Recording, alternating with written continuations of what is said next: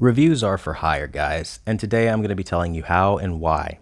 So, being a YouTuber with over 20,000 subscribers, I have a position where I have tons of third-party marketing managers for products approach me and they ask me either how much would it be to advertise to my audience or would I be willing to put this in front of my audience in exchange for money or, the product itself.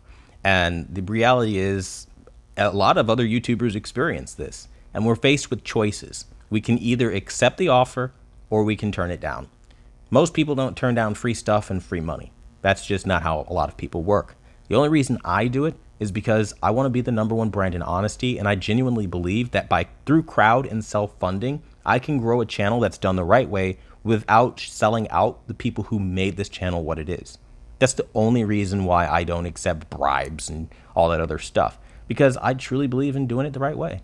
Now, whether you agree with this idea or not is irrelevant. The fact is, we have choices as YouTubers and as viewers.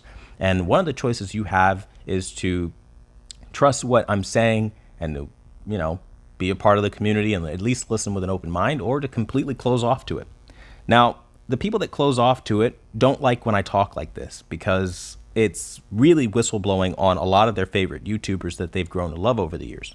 But the reality is they need to be called out because what they're doing is very, very harming and damaging to good people like you. And I don't know. I can't sit by and watch something really terrible happen and not at least let you know it's happening to you, right? Because you might not actually know if you don't, again, do this every day and have them approach you, right? Like if you don't get emails from a marketing manager, how would you know that this is a practice? You wouldn't. Somebody in the business needs to whistleblow on the business. And that's what I am. And nobody likes that, right? They call that a snitch. I don't know. I've been called that a couple times. I don't really care, though. The reality is I'm going to do it yet again. Now, I'm drawing all your attention to this reviews are for hire thing because I got a comment that normally I would block and delete, to be very honest with you, by a guy named Dave that basically is very ignorant in typical troll fashion, where he laughs at me and says, "What a bashing review. How much did you get paid by Sony? 99% of the reviews are very positive about the Q70R. And they all lie?" Question mark, he puts. He goes on to say, "Man, this is the most shitty review I've ever seen. Fuck this channel, it's useless." Now, normally I would just block and delete Dave, but I wanted to bring this before the community to just show you what I deal with behind the scenes for being literally that 1%.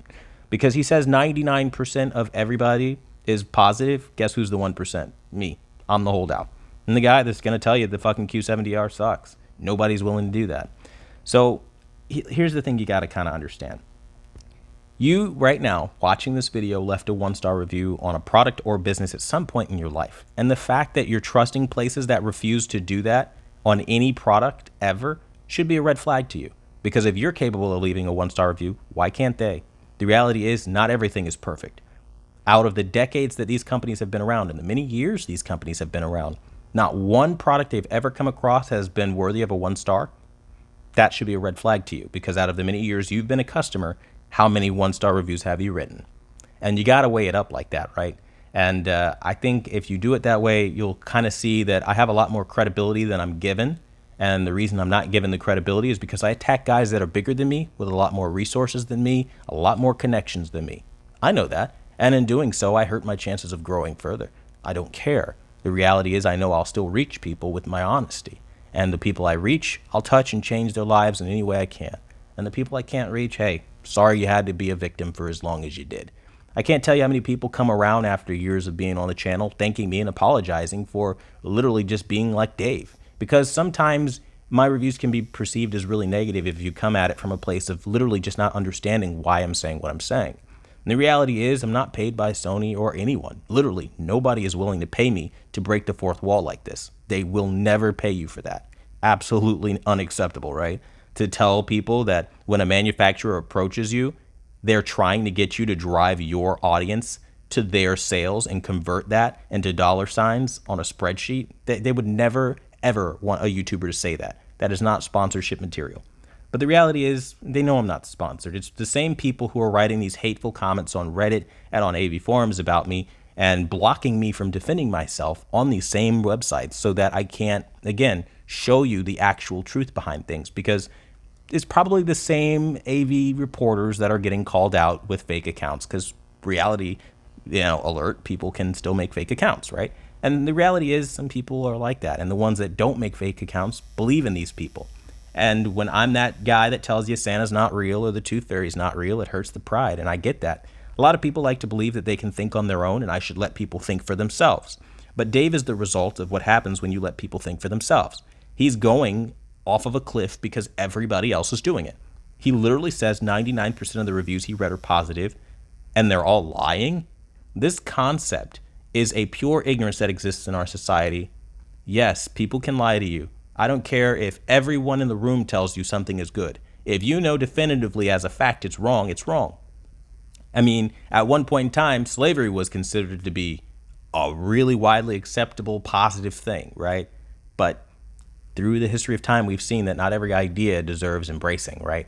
Not comparing this to slavery in any way, not saying that they're equivalent. I'm giving an example of how people can kind of turn ideas into extreme positivities, like an extreme group can be the positive nature, right? Then it's pretty extreme to say that out of decades of working, you've never run into one negative thing about a manufacturer or a product worth saying don't buy. And I think that's something that's really scary about this market. And what's worse is that, the FCC can only do so much, right? They can only regulate so much and say, hey, listen, when you're getting a sponsorship, you need to let people know. But they've found a creative way of marketing it in such a way that people won't ever know that that's a requirement to help protect them.